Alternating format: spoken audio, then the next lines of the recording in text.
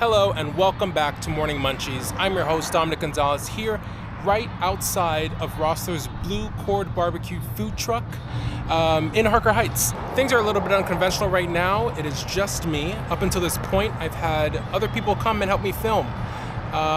So it's just gonna be me and you guys. Now I've got a big challenge behind me right here. I don't know if you can see that really well. I'll just flip the camera. Look at all this food. They've given me a sampler platter that I could try here today. Now, before we get to the food, let's get to the people that are making the food.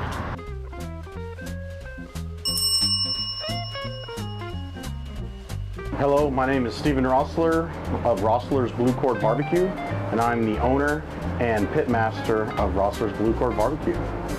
I am from West Texas, born and raised in West Texas, and a lot of things that we do out there is we barbecue on the weekends.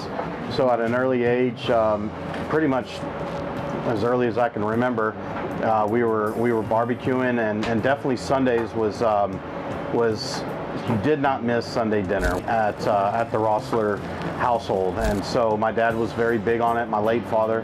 One of the things he really loved doing was barbecuing on the weekends, obviously growing up. And then once he retired and him and my mom moved to Nolanville, it was really cool because he would tag along in a lot of different things we did. So he got to see the start of this when we were in a tent, but he never got to see the food truck run. But yeah, I think he still knows. So when I went in to join the Army, they still had my scores from high school, and they were, oh man, I went in and I said, I really want to be a cook. And they said, well, you could definitely be a cook. However, why don't you be a grunt and go be stationed in Hawaii? And I was like, I don't know what a grunt means, but I want to be stationed in Hawaii. So they got me. But along the way of all my duty stations between Hawaii, coming back here, South Carolina, California, obviously I've been in Iraq, Afghanistan. I've had rotations in Australia, Germany, Poland. I've been all over. So we try to bring little bits and pieces of where I was stationed at to our barbecue. What started as a family tradition turned into something much deeper for Stephen. After serving in the military, barbecue became a form of therapy, helping him face his demons and find peace. To help me, and probably my darkest times is really honing in and focusing on barbecue, and obviously therapy as well, but it's taught me a lot about myself, because there's a lot of time that you're just sitting there. It's a process to cook meat, so yeah. Patience. Yeah, patience. So I was in the military for almost 21 years, 20 and a half years. Definitely not going to subtract that half of a year because I was still in. To think that I retired in 2020, in December of 2020. But yeah, this December will be 5 years. It's kind of crazy to think that I've been retired for 5 years. I mean, it's pretty wild. I'm in the zone. Yeah, they're quiet, man. Look, that's What do you need? because she messed up a little bit. Girls still take cash, you gotta be caught. I always mess up. Oh, man, we always take both. Currently, our business model has always been food truck, and currently it still is food truck. We've had a lot of people reach out and want to do brick and mortar, and so what we always tell them is if you look at the number 2 barbecue spot in the state of Texas, they were in a food truck for, I believe it was 7 years. So we've only been in this food truck for 3, so we've still got quite a bit. You got a cameraman out, he getting stuff live up in here. That's what I'm talking about. Now, operating out of a food truck can offer some disadvantages, but the Rosslers make the most of it. The disadvantages of obviously not being in a brick and mortar, we have, we have outside seating, but it's due to whatever kind of weather we have, whether it's hot, whether it's cold. But also, the positive about a food truck is that we literally can move around. We can. This is our permanent location at Smile Doctors Orthodontics, and that's obviously how we made top 50. But like for the weekends and other events, we're able to move around and kind of shift fire and what have you to produce and to provide barbecue to the masses. And your 2,000? Potato salad Potato salad? I'll get a mac and cheese. Mac and cheese Yeah, and I get a Coke. and a Coke. We actually had our first hail and farewell today. And basically what that means is they're hailing somebody coming into the unit and, you know, saying, you know, introducing, hey, this is this individual, this is Sergeant Major, or this is Colonel, or this is Private so-and-so, and, you know, doing that. And then they're farewelling, you know, an individual that may be leaving the unit, maybe retiring, whatever the case may be. So, but it's really cool because, I mean, you know, it's 25 people that I mean, they called us yesterday, but I mean, how, that just, it means the world. Stuff like that means the world. And we're in a food truck. Now, they're not just in any food truck. They're a food truck that was given the Texas Monthly Top 50 Barbecue Joint stamp of approval. There was a couple sides that were when they did their, they call it a fact check. And so when we got the fact check from Texas Monthly, they reach out and they're asking, hey, you know, this is so-and-so with Texas Monthly. We wanted to do a fact check and see, okay, hey, your hours of operation are this is your backstory, this is that, so on and so forth. And they were like, hey, so tell us a little bit more about this elote pasta salad. They wanted to know more about that. They wanted to know more about our dirty rice, and then they wanted to know more about our Texas Gold barbecue sauce, which is a mustard-based barbecue sauce. And so that was featured in Texas Monthly Top 50 as well. That was like one of the 10 sauces that were featured. So yeah, it's just, you know, just several different things that qualified. I mean, all of it qualified us to be in the top 50, but those were some of the really cool things that they asked about. Most underrated, I would say, Kristen's beans. She puts a lot of love into those beans, and I'm like, she does sell a lot of them, but not as much as like everything else. And in my opinion, you know, they're amazing. I mean, because you can have them as whole, like, you know, as the bean itself, or you can mash them into refried beans. We've got a lot of stuff here. I'm gonna go to the popular stuff, or the stuff that I'm most excited about is the stuff that they were winning awards for. So this is the elote pasta salad. I'm a fan of elote. I've never had it in a pasta salad, of course. I don't think you have either, so.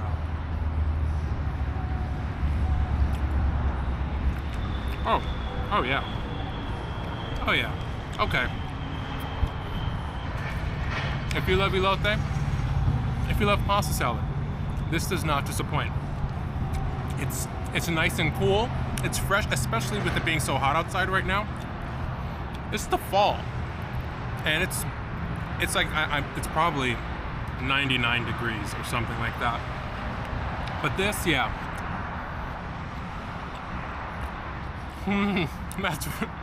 that's really good. Next thing here, we've got some cucumber. This cucumber salad.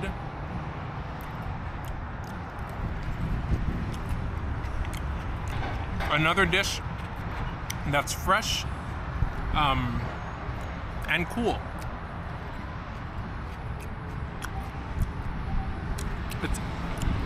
I don't know if there's some pickles in here too, or I don't know what's in this. It's cucumber and peppers. That's delicious. Up next on the sides, we've got their collard greens.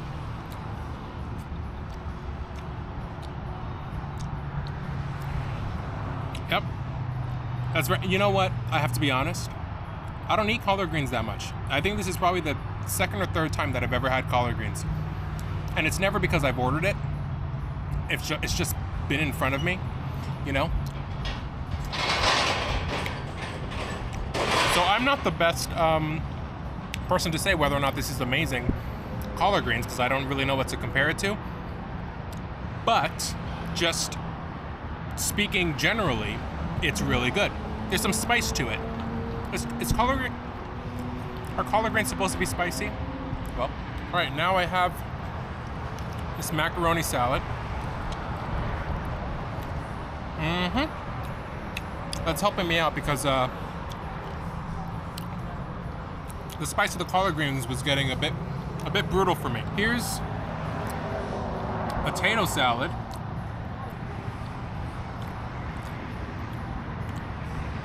Yeah. Now the grits are another thing. I'm not really I'm not the best person to compare grits to. I don't really know what to compare grits to because I think I've also only had grits, I think one other times. It was shrimp and grits, and it wasn't even mine. I had a little bit of my stepmother's plate, so. Oh, snap. Ooh. That's creamy, cheesy, there's some spice in it. Is this jalapeno too? There's some spice in this, but very good. Again, just generally speaking, very good. Now the mac and cheese. Yeah. These are the underrated beans. I'm here to give the beans some love and attention. Order these beans, people. Come on.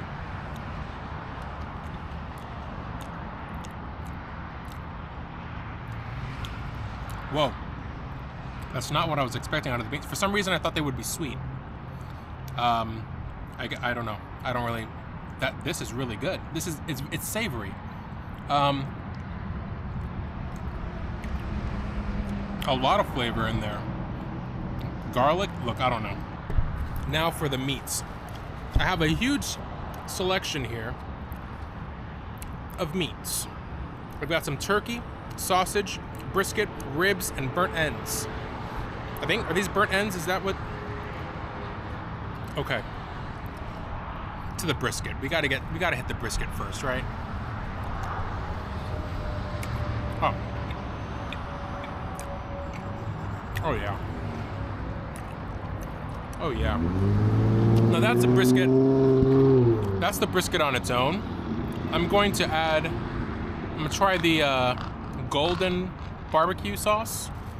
Their mustard-based barbecue sauce that they won an award for. Let's see.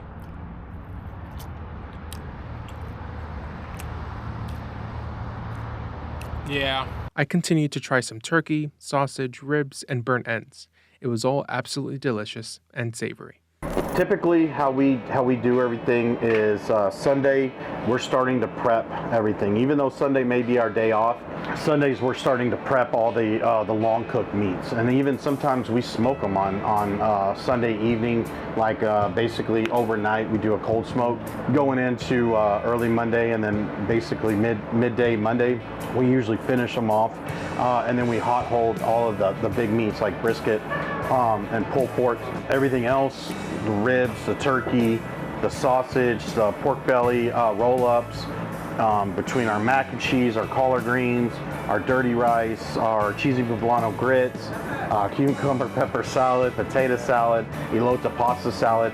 All of those things are either made the day before or made the day of, and you know, it's just it's a lot. Like, I mean, I just named off, you know, I think 10 or 12 sides. I forget how many sides we have, but it's a lot, you know. And being craft barbecue, we're not mass producing. What we have for that day is what we have for that day. And you have enough to last until close? Oh. Yeah, so when we do it, I mean, sometimes we'll just close earlier before 2 or 4. Yeah. So like if we do it, it'll be like 11 to 2 or sell out, or 11 to 4 or sell out. And that's really anywhere. I mean, there's days that we're have stuff, we'll extend it a little bit longer. There's days like, yeah. We're different kind of style of barbecue. It's called craft barbecue. So everything that you see here was either made this morning, or like the briskets were smoked 2 days ago, and then we hot hold them in a warmer like this. But like everything's made fresh, and so we're not mass producing. Yeah. You know what I mean? Like when we have a certain amount, just because we know like what today did last year and the year before, we try to stay in that kind of same general area. I mean, we have a little bit more because we made top 50. Yeah. But we try to stay kind of the general. well, because then it's like we don't have like so many leftovers. And, Yeah, you know, but then no we do that, waste. like if we have leftovers, we support businesses. So we'll take stuff over to Chewy's, we'll take stuff to the fire department. That's cool. I mean, we go to HEB, Smile Doctors. We just try to like, hey, here you go. Yeah. The Rosslers are no strangers to being community first. Not only do they just deliver any leftovers they have, during my visit, a regular stopped by, celebrating his birthday, and they covered his meal along with his mother's meal. This is your birthday, so this is on me. Happy birthday! The Rosslers also dedicated time, money, resources, and food to the first responders helping out in Kerr County during the devastating and historic July 4th floods. We were in Horseshoe Bay when it all happened. We weren't far from there. It hit pretty hard. We've helped out during devastations before. This one just hit really hard because it was a bunch of girls, young girls, and I just knew we had to do something. And so, obviously it was 2 weeks into it. I was like, I know they're probably tired of hamburgers and hot dogs or just random stuff. I was like, I wanted to make a steakhouse style meal. Like I knew we could only have one day that we could come down, and so we got 1,000 pounds of meat, which was insane. It took all day to cook, along with like serving it as well.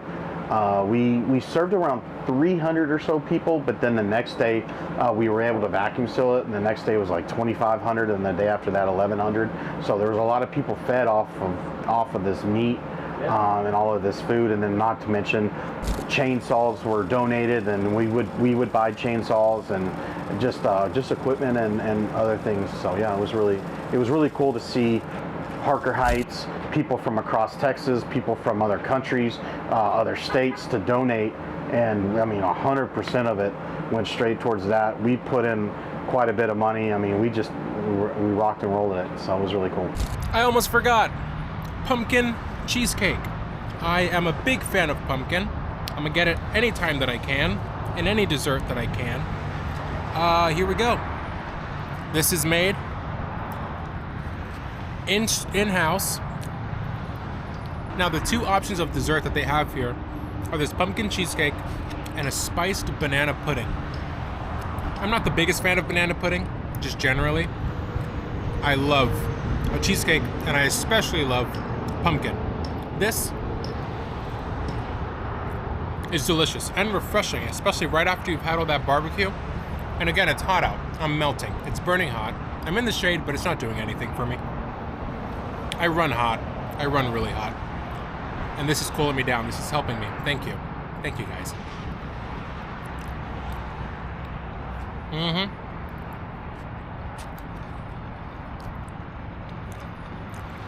Yep. Since the food truck is family operated, I asked Steven if he thinks anyone in the family would take over at some point. They'll need to start getting ready now because they'll have some serious shoes to fill. I think the younger one will. I think the older one is, I think she's going to want to go explore and kind of do her thing. I think she'll eventually come back, but I think the younger one will be the one to, yeah. Okay. I would say the toughest part is obviously the day-to-day, like, yes, we've made a footprint in this community, but sometimes, it's like we had a mad rush for an hour and a half, or so, and then other times it may be dead, it just whatever may be, whatever the case may be. As a small business, I think that's a constant challenge, and with the food truck, obviously not having that brick and mortar, it is challenging in that aspect. What I'd say would be the most rewarding is just having a community that supports us, having a community that loves us, and we love them back. And it says volumes about our community, and I would say it speaks volumes of us. I mean, like people think highly enough of us. Okay, guys. Well, I'm gonna finish the rest of this that I have here, and I'll talk to you guys next time. This has been a great edition of Morning Munchies. And if you want to be like me, come on down to Rossler's Barbecue, wherever they're at. You might find them at a festival near you, but check their website. They also have their locations posted. They have this spot right by Smile Doctors Orthodontics in Harker Heights, and they're also at Salado sometimes. So just check their website, and that'll give you all the times that they're out, where they're at. And definitely get your fixing of some barbecue here. This is good stuff. It's a lot of stuff. It's a lot of good stuff. Okay. Bye.